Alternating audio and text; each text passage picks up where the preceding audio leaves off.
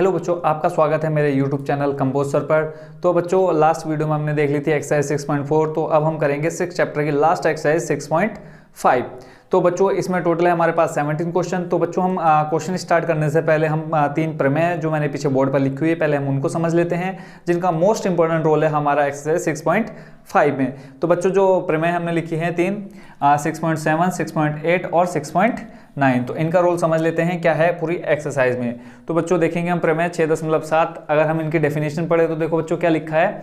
यदि किसी समकोण त्रिभुज के समकोण वाले शीर्ष से कर्ण पर लंब डाला जाए, ठीक होगा बच्चों। यदि लंब डाला जाए तो इस लंब के दोनों ओर बने त्रिभुज संपूर्ण त्रिभुज के समरूप होते हैं तथा परस्पर भी समरूप होते हैं। तो बच्चों, डेफिनेशन कुछ कम लोगों को क्या हुई होगी, समझ में आई होगी। तो इसी डेफिनेशन को हम डायग्राम से समझते हैं। देखो, यदि किसी समकोण त्रिभुज के समकोण वाले शीर्ष से, ठीक है, ये देखो बच्चों, ये एक समकोण त्रिभुज है जिसका जो ए है वो क्या है, समकोण त्रिभुज है। समकोण त्रिभुज के समकोण वाले शीर्ष से, समकोण वाला शीर्ष हो गया, ठीक हो गया बच्चों, सिरा हो गया समकोण वाला, से कर्ण पर लंब डाला जाए। कर्ण पर लंब डाला जाए बच्चों, यहाँ पे हमने क्या डाल लिया, लंब डाल लिया। देखो ठीक है, ये हमने क्या डाल लिया, लंब डाल लिया कर्ण पर।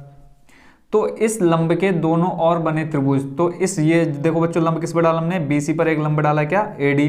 तो इस लंब के दोनों ओर, देखो दोनों ओर बने त्रिभुज, एक ये वाला हो गया और एक ये वाला हो गया। दोनों त्रिभुज क्या होंगे, संपूर्ण त्रिभुज। संपूर्ण त्रिभुज हमारा हो गया बच्चों ए, बी और सी। ये जो संपूर्ण त्रिभुज है, ठीक है, के समरूप होता है।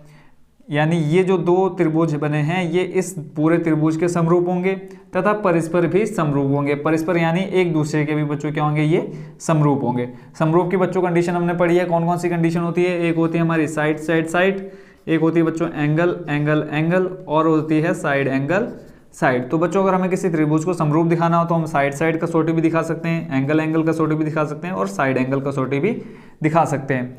ठीक होगा बच्चों। तो ये थी हमारी प्रमेय 6.7। तो आप लोग अब बच्चों समझ गए होंगे कि इस प्रमेय में क्या कहा है। तो अब देखते हैं प्रमेय 6.8।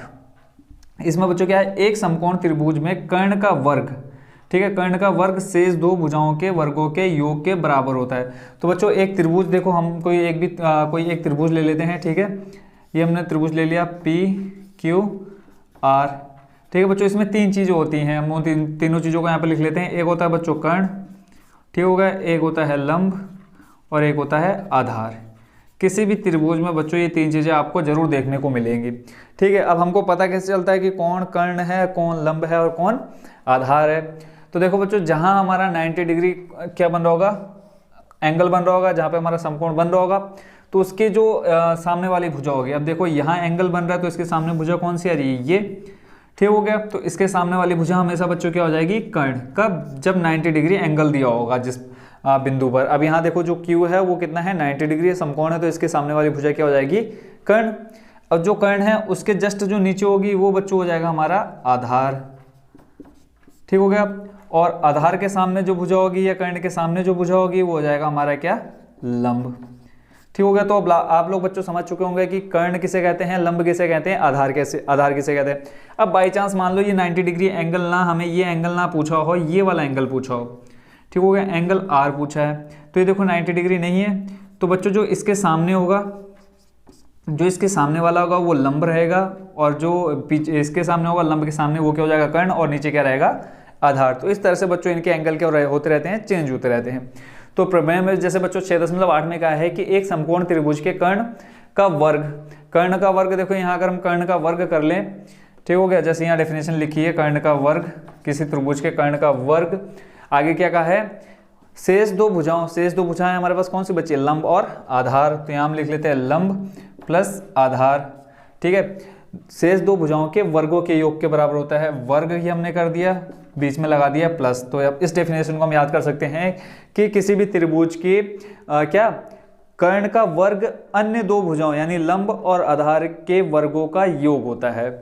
तो बच्चों आप प्रमेय समझ चुके होंगे, कौन सी, 6.8। तो इस प्रमेय को बच्चों हम जानते हैं किससे, किस नाम से जानते हैं बच्चों आप लोग इस प्रमेय को, बताओ जल्दी से, कौन सी, पाइथागोरस प्रमेय। तो बच्चों 6.8 जो थ्योरम है, प्रमेय है, इसको हम पाइथागोरस प्रमेय के नाम से भी जानते हैं। और सेम डेफिनेशन बोधायन प्रमेय में भी बच्चों ये इस्तेमाल होती है।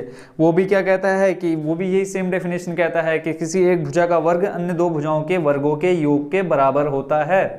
तो बच्चों 6.8 प्रमेय भी आप लोग समझ चुके होंगे।